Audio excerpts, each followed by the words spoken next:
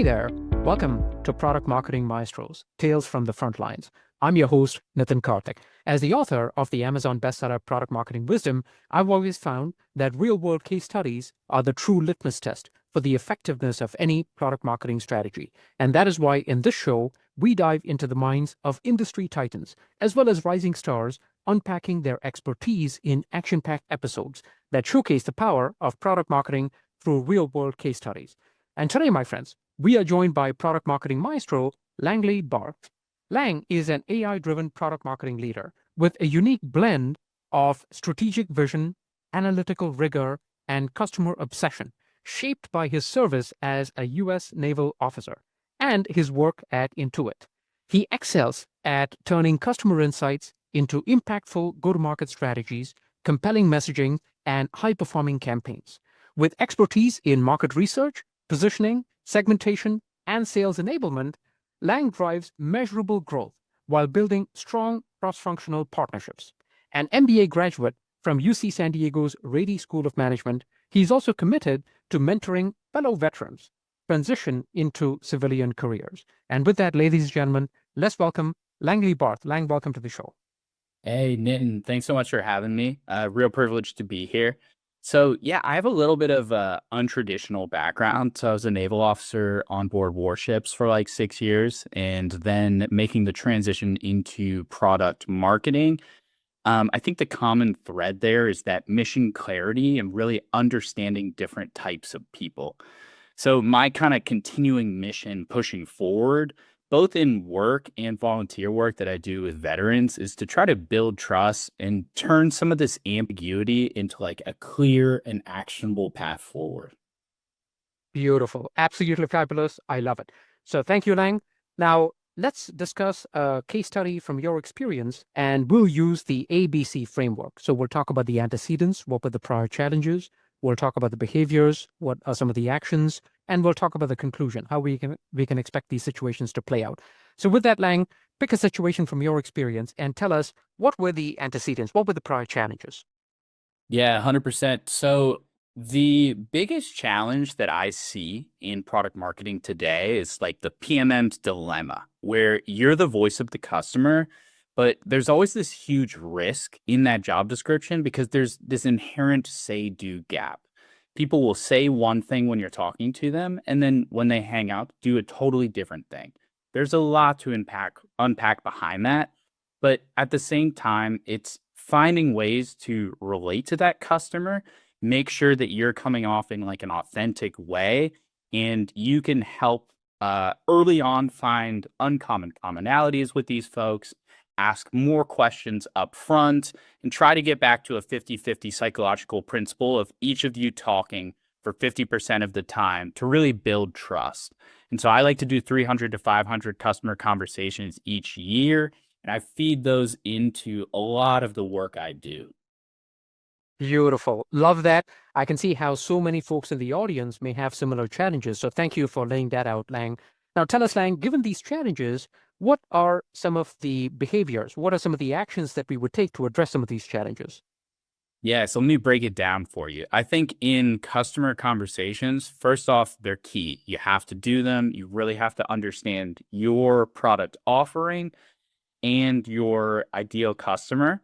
But when you get into the call, it can be a little bit scary sometimes. So first, you like to find some sort of uncommon commonality. So you say, "Hey, wonderful to meet you. My name's Lang. Working with Intuit. Where are you calling in from today?"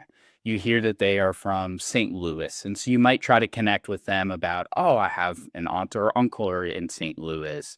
How are the St. Louis Cardinals doing this year?" Things like that, just to try to break down the barriers and show you're a human. Second, you want to set the stage. And what I like to say up front is, "Hey, I promise I'm not trying to sell you today," because I'm not. But it's still really hard for them to see your company's name next to you and dissociate you as an actual person that's just trying to have a helpful conversation. Third, I like to, our brains are really good at sorting things, but sometimes the information that might be in Salesforce or in our dashboard that we have to that point isn't enough. And so I like to ask a few more clarifying questions to make them recognizable, like another customer that I've seen in the past. Then the thing to keep in mind once you've kind of established that trust up front is you're always going to have this guide of questions and you're going to feel like you have to get through every single one. I would caution you to not worry about that. Do your best to guide the direction and have those gentle nudges to push it back to the topic at hand. But most of the time, you're never going to remember that you got through every single question in an interview. What you're going to remember is those deep, deep insights that came when you fell down a rabbit hole. And those are the things, in my experience, that I think are going to end up driving your strategy and campaigns. Beautiful. Look at that. A whole list of behaviors. I love it. So now, Lang, let's bring it home, right? So when we follow these behaviors, these actions that you've outlined, tell us about the conclusion. How can we expect these situations to play out? Yeah, so when you're eliminating that say do gap, you get away from this like performative feedback and find the customer's like real and unstated needs. So I always call it you got to find the unknown unknowns. Those are the most important things. So you can way more quickly move from these insights to impact if you are hand in hand with your cross-functional partners. Because, for instance, coming out of a certain call, there might be a key insight that pops up when you're talking to either a current customer or a prospect that's on one of your main competitors. You'll immediately turn to product and ask about roadmap impacts and how you could possibly have something in the short term to help you out. You turn to marketing and say, hey, I think this might be a campaign, but first let's talk to analytics and validate this based on our existing user base.